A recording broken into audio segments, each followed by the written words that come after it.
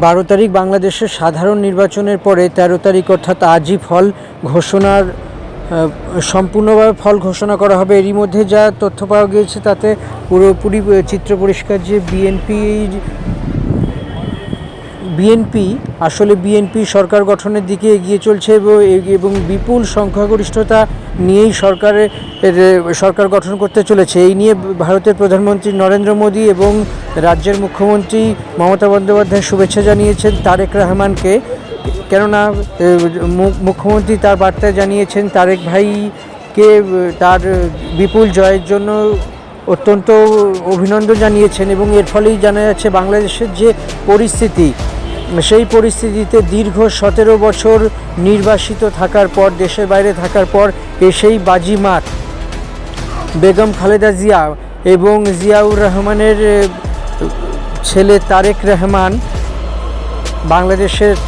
বাংলাদেশের মসনদে বসতে চলেছেন। আপাতত আনুষ্ঠানিকভাবে ঘোষণার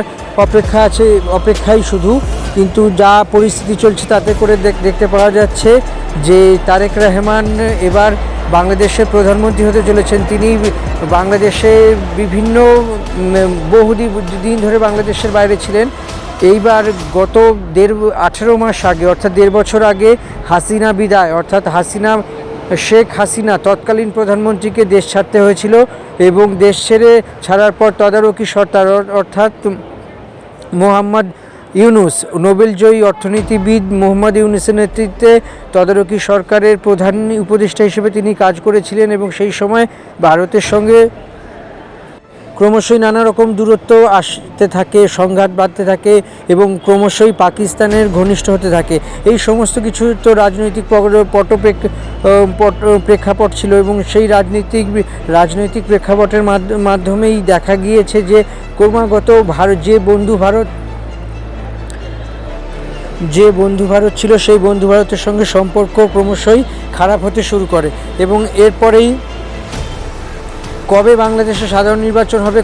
কবে বাংলাদেশের নির্বাচিত সরকার আসবে তার দিকেই গোটা বিশ্বের চোখ ছিল এবং সব মিলিয়ে বলা যেতে পারে যে গতকাল যে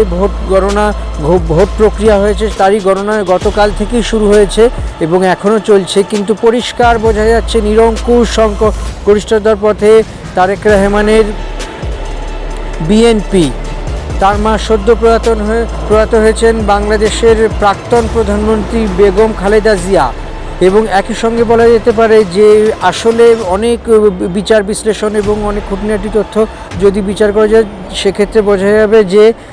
এই জয় কেন হলো, এই জয় কিভাবে হলো। তারেক রহমান যে 17 বছর নির্বাসিত থাকার পর হঠাৎ দেশে এসেই জয়লাভ করলেন। আসলে বিএনপি তার নির্বাচনী ইশতেহারে বেশ কয়েকটি প্রতিশ্রুতি দিয়েছিল, তার মধ্যে অন্যতম হলো ফ্যামিলি কার্ড। কি এই ফ্যামিলি কার্ড? এই ফ্যামিলি কার্ডের কথা আসলে নির্বাচনী ইশতেহারে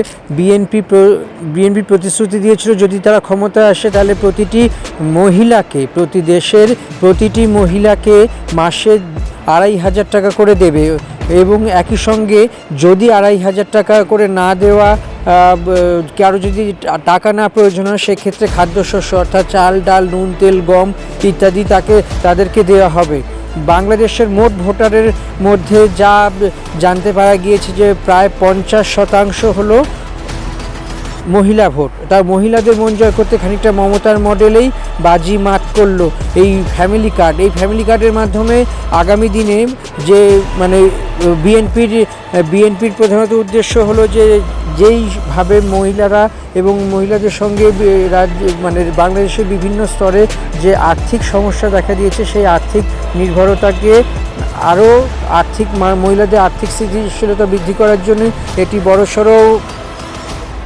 রূপে আকার ধারণ করেছে। সব মিলিয়ে বলা যেতে পারে বাংলাদেশের যে নতুন সরকার নতুন সরকারের শপথ নেওয়ার পর বাংলাদেশের সঙ্গে অন্যান্য দেশের প্রধানত ভারতের সঙ্গে কী সম্পর্ক হবে, এছাড়াও এই অনেক বিষয় চোখে থাকবে। সব থেকে বড় কথা তারেক রহমান, যাকে একবার জেলে থাকতে হয়েছিল, কিংবদন্তি বেগম খালেদা জিয়া এবং জিয়াউর রহমান, বাংলাদেশের প্রাক্তন রাষ্ট্রপতি এবং বাংলাদেশের মুক্তি যোদ্ধার অন্যতম নাম একদিকে মুজিবুর রহমান, অন্যদিকে জিয়াউর রহমান, এই সমস্ত কিছুগুলো এক একটা করে ফ্যাক্টর তৈরি হয়েছে।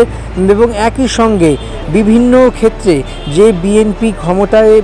ক্ষমতায় যে আসতে চলেছে প্রায় পরিষ্কার, এর অন্যথার হওয়ার কোনো জায়গা নেই। তো বিএনপির ক্ষমতায় আসার জায়গাটাকে যদি আরও স্পেশালি দেখতে পাওয়া যায়, সেক্ষেত্রে বলা যেতে পারে যে বিএনপি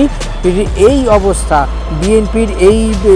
সমস্ত কিছু খানিকটা মমতার মডেলকে অনুসরণ করেই বাজিমাত করেছে। কেননা মমতা বন্দ্যোপাধ্যায় 2021 সালে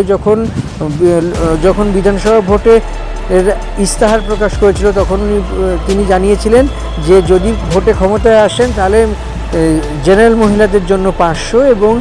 অনগ্রসর অর্থাৎ তপশিলি জাতি উপজাতি মহিলারা মাসে 1000 টাকা করে নগদ পাবেন এবং সেই টাকা ব্যাংক অ্যাকাউন্টে চলে যাবে। পরবর্তীকালে সেই টাকা বাড়ে, সাধারণ বা জেনারেল আনরিজার্ভ মহিলারা 1000 পান এবং যে তপশিলি জাতি উপজাতি মহিলারা সেই টাকাটা বেড়ে তাদের 1200 টাকা হয় এবং সম্প্রতি সেই টাকা 1500 টাকা হয়েছে এবং তপশিলি জাতি উপজাতি মহিলারা 1200 টাকা করে পাচ্ছেন। তো সব মিলিয়ে বলা যেতে পারে যে এক অন্যরকম পরিস্থিতি তৈরি হয়েছে এবং অন্যরকম পরিস্থিতি তৈরি হয়েছে। এবং এছাড়াও বলা যেতে পারে যে বিভিন্ন যে প্রকল্প আছে সেই বিভিন্ন প্রকল্পের মধ্যে অন্যতম প্রকল্প হলো কন্যাশ্রী, সবুজ সাথী, স্বাস্থ্যসাথী এবং একই সঙ্গে যুবশ্রী, সেই বাংলার যুবসাথী, বিভিন্ন রকমের প্রকল্পতে মমতা বন্দ্যোপাধ্যায়ের কাছে গেম চেঞ্জারই ছিল এবং মমতা বন্দ্যোপাধ্যায় এই সমস্ত কিছুর প্রকল্পের সাহায্যে এবং যে মহিলা ভোটকে ধরে রেখেছিলেন সেই মহিলা ভোটের মাধ্যমে যে রাজ্যে তৃতীয়বার ক্ষমতা এসেছে সেটা বলাই বাহুল্য। তার মধ্যে দুয়ারের সরকার অর্থাৎ সরকারি সমস্ত প্রকল্পের সুবিধে যাতে প্রতিটি মানুষের কাছে পৌঁছে যায় সেই জন্যই তিনি দুয়ারের সরকার প্রকল্পটি চালু করেছিলেন এবং দুয়ারের সরকার প্রকল্পের মাধ্যমে যাতে প্রতিটি মানুষের কাছে সমস্ত কিছু পৌঁছে যায় এবং সমস্ত রকমের সুযোগ সুবিধে পায় এবং সরকারি প্রকল্পের সুযোগ সুবিধেগুলো সাধারণ মানুষ পায়, সেটাই সবার আগে দেখাচ্ছিল। এই মুহূর্তে পশ্চিমবঙ্গের মোট ভোটার হলো প্রায়, জনসংখ্যা হলো প্রায় 10 কোটি বা তার একটু বেশি এবং তার মধ্যে প্রায় 4.5 থেকে 5 কোটি হলো মহিলা ভোটার। সব মিলিয়ে বলা যেত মহিলাদের মন জয় করেছিলেন 2021-এ মমতা বন্দ্যোপাধ্যায় এবং 2011-তেও এসে তিনি মহিলা ভোট পেয়েছিলেন, কিন্তু 2015-র পরে 2021-এ সেই মহিলা ভোটের পরিমাণ আরও বাড়তে থাকে এবং বলা যেতে পারে যে এই যে লক্ষ্মীর ভাণ্ডার, তিনি যেই রকমভাবে লক্ষ্মীর ভাণ্ডারের টাকাটি বৃদ্ধি করলেন এবং একই সঙ্গে বাংলার যুবসাথী প্রকল্পে বেকারদের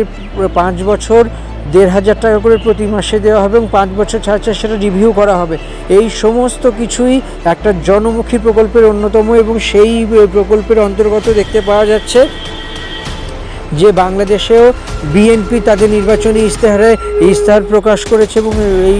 এবং নির্বাচনী ইস্তাহারে জানিয়েছে যে তারা ক্ষমতায় এলেই বাংলাদেশি মূল্য 2500 টাকা করে প্রতিটি মহিলার হাতে তুলে দেবে। এর ফলে দেখতে পাওয়া গিয়েছে যে মহিলাদের যে একটা উচ্ছ্বাস এবং সেই মমতা মডেলেই ব্যাপক পরিমাণে জয়লাভ করেছে বিএনপি এবং বলা যেতে পারে শুধু